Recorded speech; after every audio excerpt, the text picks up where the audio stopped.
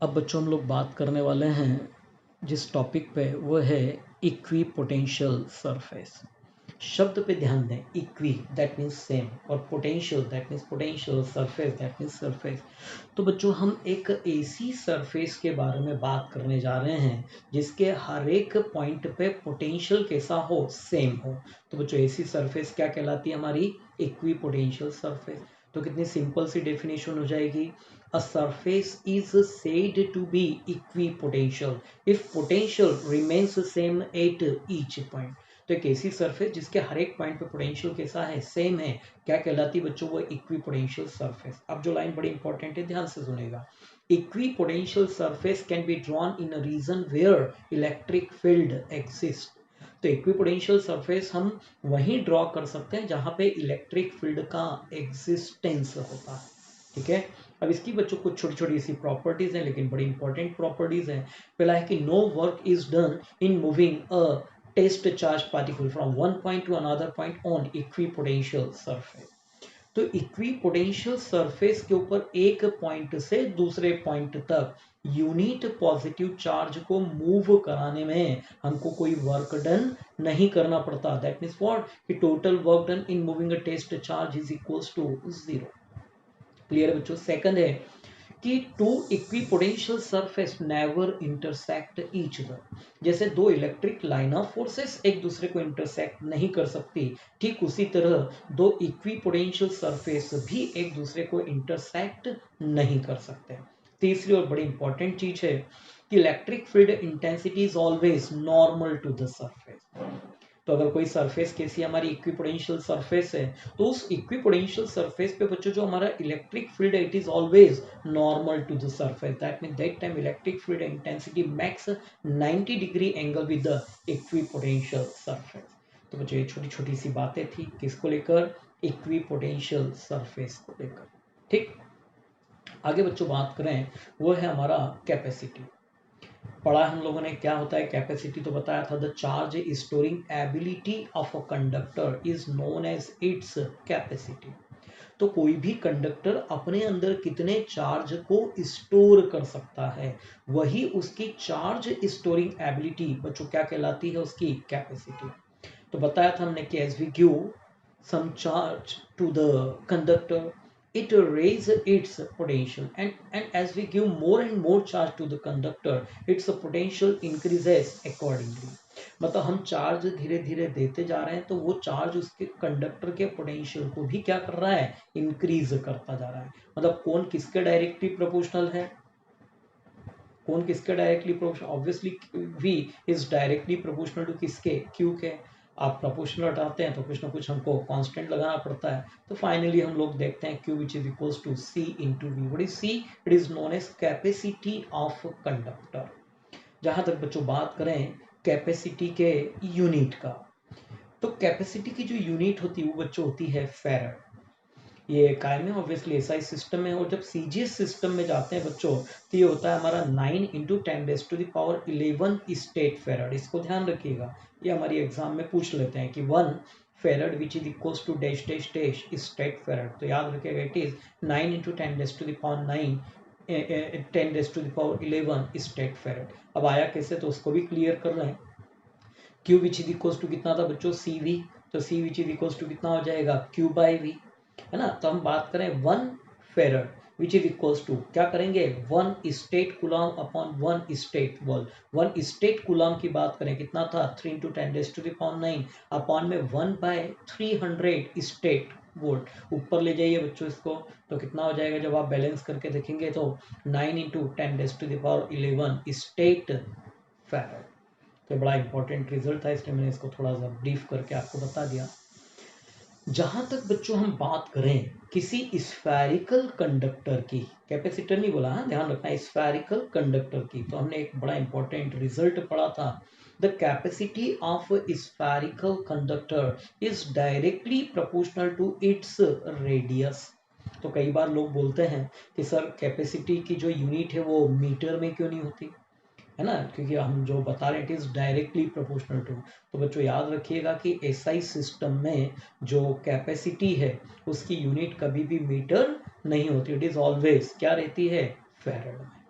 ठीक, कांस्टेंट भी यहाँ पे इंक्लूड है, epsilon 0 etcetera etcetera, that's why याद रखेंगे, बिकॉज हम देखते हैं एक और चीज भी यहाँ पे कि capacity of spherical capacitor is 4 pi epsilon 0 times of, बोलते हैं ना 0 times of its radius, that's why epsilon 0 की भी अपनी यूनिट है ना। इस सब को जब हम कैलकुलेट करते हैं तो फिर हम देखते हैं कि जो कैपेसिटी उसकी यूनिट मीटर में न होकर काय में होती है, फेरड में होती है। आई थिंक ये वाली चीज हमको क्लियर हो गई। अगली टर्म पढ़ी थी बच्चों हम लोगों ने, वो था हमारा कैपेसिटर। अभी तक कैपेसिटी था, अब आ रहा है कैपेसिटर। तो हमने बताया था a charge storing conductor, that mean charge storing device. तो एक ऐसी डिवाइस जिसके अंदर हम चार्ज को क्या कर सकते हैं, स्टोर कर सकते हैं। तो वो सिंपल सी डेफिनेशन हमने वहां पे बोली थी, a charge storing device whose capacity can be raised without changing its shape or size। तो एक ऐसा कंडक्टर जिसके शेप में, जिसकी साइज में बिना कुछ चेंज किए हम उसकी कैपेसिटी को क्या कर सकते हैं, इंक्रीज कर सकते हैं। इस तरह की जो डिवाइस बच्चों, उसको हम क्या बोलते हैं, कैपेसिटर। जहां तक बात करें प्रिंसिपल ऑफ कैपेसिटर, तो आपको बताया था कि दो प्लेट हम लोग यूज करते हैं। फर्स्ट वाली जो प्लेट है उसको देते हैं पॉजिटिव चार्ज, सेकंड वाली जो प्लेट है, first time it is so far from the plate है जिसके ऊपर कोई चार्ज नहीं है, but as we move this plate B towards the plate A, पढ़ा था हमने induction, what will happen, obviously negative charge induced in a inner face and positive charge will induced on the outer face। बच्चों ये जो अंदर वाले negative charge हैं ये इसके पोटेंशियल को क्या कर रहे हैं, डिक्रीज करने की कोशिश कर रहे हैं, और बाहर वाले जो पॉजिटिव चार्ज है इसके पोटेंशियल को क्या कर रहे हैं, इंक्रीज करने की कोशिश करते हैं। कुछ नहीं करते, हम प्लेट बी को अर्थिंग करते हैं, जब अर्थिंग करते हैं तो total positive charge will neutralise by the earth, ध्यान रखना, neutralise by the earth, that means that time only negative charge will reside inside the plate B which try to reduce the potential and hence capacity increase है। अब कैसे, तो याद रखिएगा हमने पढ़ा था C which is equals to Q by V, that means capacity is inversely proportional to किसके, पोटेंशियल के। जो नेगेटिव चार्ज है वो पोटेंशियल को रिड्यूस कर रहा है, अब पोटेंशियल रिड्यूस हो रहा है मतलब कैपेसिटी क्या होगी, ऑब्वियसली इंक्रीज हो जाएगी। समझ आया कि नहीं आया, है ना। तो ये प्रिंसिपल था एक्चुअल किसका, कैपेसिटर का। अगला बच्चों आपको ध्यान, हम लोगों ने बात करा था series and parallel combination of capacitor. जब हम किसी कॉम्प्लिकेटेड सर्किट को बनाते हैं तो वहाँ पे हमको सीरीज और पैरेलल दोनों कॉम्बिनेशंस क्या करने पड़ते हैं, यूज करने पड़ते हैं।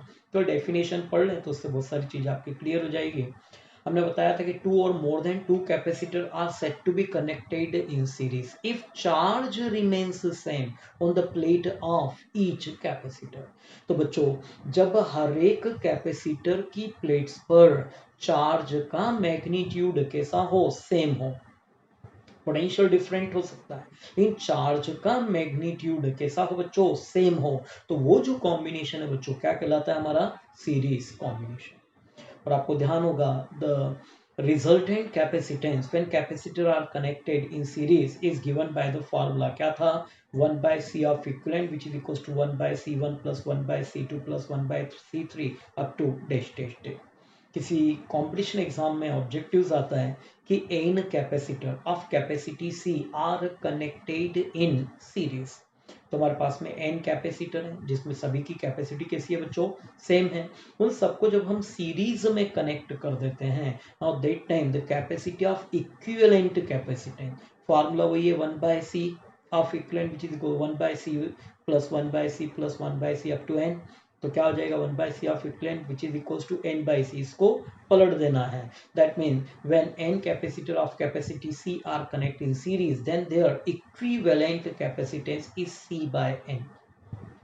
तो बच्चों एक और चीज याद रखिएगा, जब कैपेसिटर को हम सीरीज में कनेक्ट करते हैं तो इक्विवेलेंट कैपेसिटेंस जो होता है वो किसी भी इंडिविजुअल कैपेसिटर से कम होता है। मतलब जब कैपेसिटी को हमको रिड्यूस करना होता है तो फिर हम कैपेसिटर्स को सीरीज में कनेक्ट करते हैं। सेवेंथ बच्चों हम लोग बात करते हैं कि पैरेलल कॉम्बिनेशन, तो बोलता है कि टू और more than two capacitor are set to be connected in parallel if potential difference across the plate of each capacitor remains same. तो सीरीज कॉम्बिनेशन में हमने देखा था चार्ज सेम था, पैरेलल कॉम्बिनेशन में हम देख रहे हैं बच्चों पोटेंशियल कैसा है, सेम है। जब इक्विवेलेंट कैपेसिटेंस की बात करते हैं तो वो सिंपल सा फार्मूला होता है हमारे पास C of equivalent which is equals to C1 plus C2 plus C3 up to dash dash dash. That means n capacitor of capacity C are connected in parallel. Now that time the equivalent capacitance is equals to n into C. बच्चों इसके बाद हमने बात किया था parallel plate capacitor का। Final expression for the parallel plate capacitor कितना था? C which is equals to epsilon 0 A by D. That means capacity of parallel plate capacitor is directly proportional to area of cross section and it is inversely proportional to the separation distance. एक और खास चीज थी बच्चों कि जब किसी capacitor के बीच में हम कोई डाइलेक्ट्रिक मीडियम को क्या कर दें, प्लेस्ड कर दें, तो वो देखते हैं कि उस कंडीशन में वो जो कैपेसिटर उसकी कैपेसिटी क्या होती है, इंक्रीज होती है। तो बच्चों तीन चीजें ध्यान देना, variation of electrostatic force, variation of electric field intensity, variation of potential and variation of capacitor. When dielectric medium or material is placed in between them, now that time electrostatic force gradually decreases because it is inversely proportional to the magnitude of dielectric medium or dielectric constant. Same as electric field intensity gradually decreases because once again it is inversely proportional to the magnitude of dielectric constant, and potential also decreases. Once again here it is inversely proportional to the magnitude of dielectric constant. But in case of capacitor, capacity of any capacitor is directly proportional to the magnitude of dielectric constant.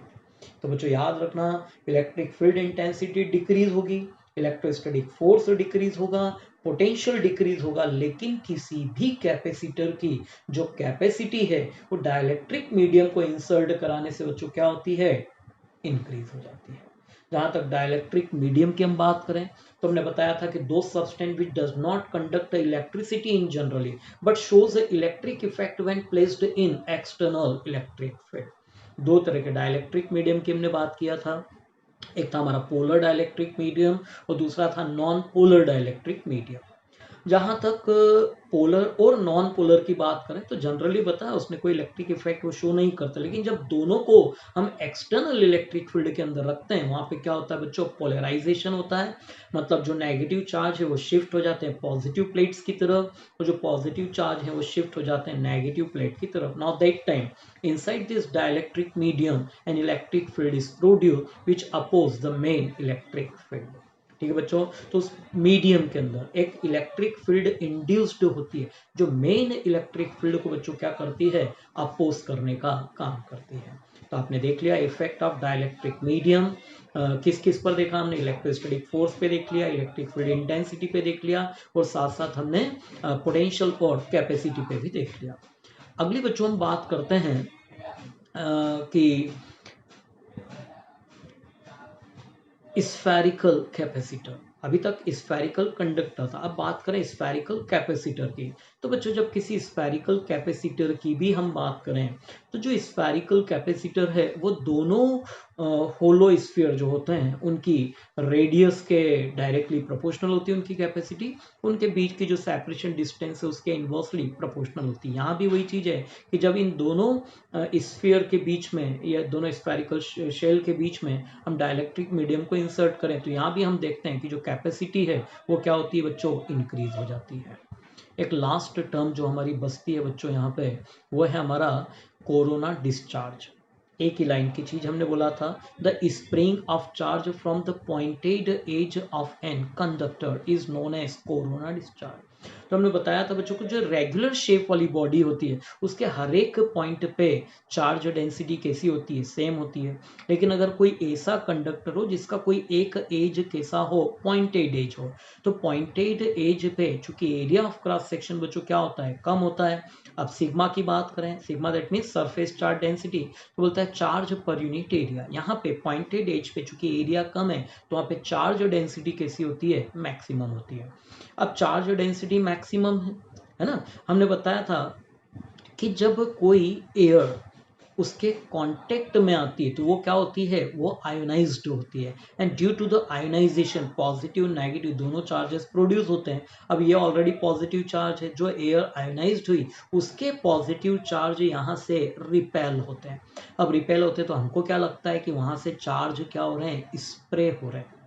तो ये जो एक phenomena है छोटा सा, कौन सा, the spring of charge from the pointed edge of an conductor is known as of a conductor is known as corona discharge.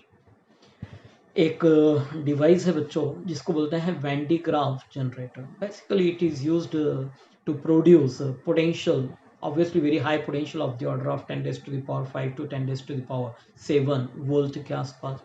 ये जो बच्चों डिवाइस है it is based on this principle which is known as action of sharp point और corona discharge. एक और छोटी सी term आती है बच्चों यहाँ पे जिसको बोलते हैं हम लोग कॉमन पोटेंशियल। जब दो कंडक्टर को जिनके पोटेंशियल कैसे हो डिफरेंट डिफरेंट हो आपस में हम इनको बच्चों क्या करें, ज्वाइन करें, तो हम देखते हैं कि that time charge flows from higher potential body to lower potential body till both will acquire the same potential। तो कब तक चलती बच्चों ये प्रोसेस, जब तक कि दोनों बॉडी का जो पोटेंशियल है वो सेम नहीं हो जाता। ये जो कंडीशन है बच्चों इसको क्या बोलते हैं हम, कॉमन पोटेंशियल। और कॉमन पोटेंशियल के अंदर जो चार्ज का डिस्ट्रीब्यूशन होता है it is according with the capacity of conductor. तो ये बड़ी इंपॉर्टेंट टर्म है, याद रखना कि इन इन charge distribution or in common potential charge redistributed according to the capacity of conductor। तो बच्चों ये जो हमारा इलेक्ट्रोस्टैटिक था फर्स्ट और सेकंड, आज हमने यहाँ पे इसको कंप्लीट कर लिया। आज की जो वीडियो है आप लोग इसको ध्यान से देखिएगा और देखने के बाद जो ऑब्जेक्टिव शीट दे रहा हूँ उसको आप लोग कंप्लीट करिएगा, ठीक है। कल है सैटरडे।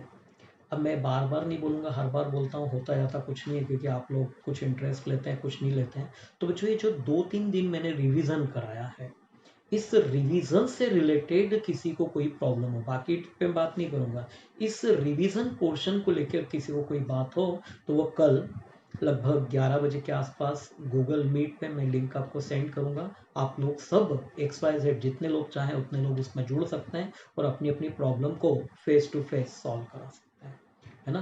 तो मैं हर बार आप लोग बोलते हैं मैं लिंक भेजता हूँ, होता गिनती के 3-4 लोग आते हैं। तो आज एक दिन पहले बोल रहा हूँ कोशिश करें कि सब लोग उस पर्टिकुलर टाइम को 11 बजे के आसपास अपने आप को एंगेज कर दें, काय के लिए, फिजिक्स पढ़ने के लिए। जो भी आपकी रिलेटेड प्रॉब्लम्स हैं वो प्रॉब्लम्स आप लोग पूछ लें और कोशिश करें कि वो प्रॉब्लम जो पूछना है उसको पहले से आप लोग लिख के रख लें।